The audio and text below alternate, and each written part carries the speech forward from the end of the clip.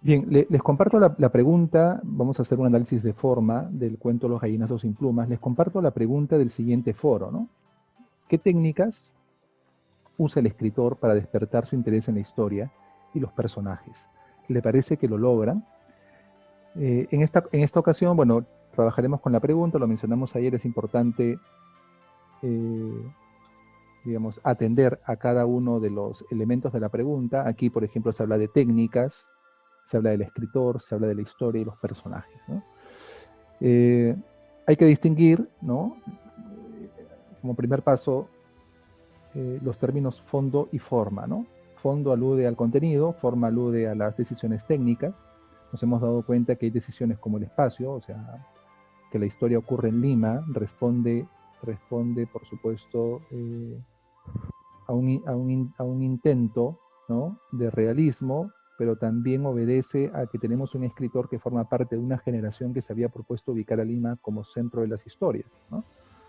Entonces, esa es una decisión técnica.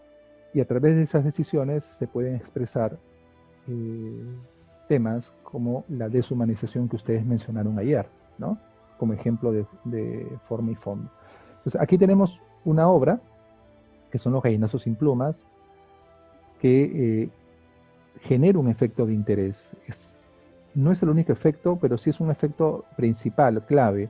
Bien, entonces en el caso de este efecto de interés, los escritores intentan que sus cuentos sean leídos desde la primera hasta la última línea, ¿no? Entonces, si digamos, no lo logran, digamos, no tiene sentido escribir, ¿no? Ese es el principio. O sea, su interés es cautivar al lector, y entonces deben tomar algunas decisiones para lograrlo. Entonces, vamos a ver aquí un conjunto de 5 recursos técnicos: espacios, tiempo, repeticiones, focalización y trama, y un análisis a través del cuento Los gallinazos sin pluma. Entonces, lo que vamos a observar es un registro detallado de los espacios. Los espacios son lugares físicos. Tenemos ahí una escena, la escena del corralón, donde habita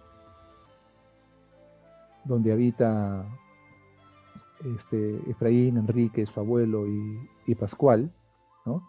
Y en la primera columna observarán que es un registro del orden en el que aparecen los espacios, ¿no? Esa ciudad que sirve de marco general de las acciones, esa habitación o el cuarto en la que duermen don Santos y sus nietos, ¿no?, donde él, digamos, los despierta.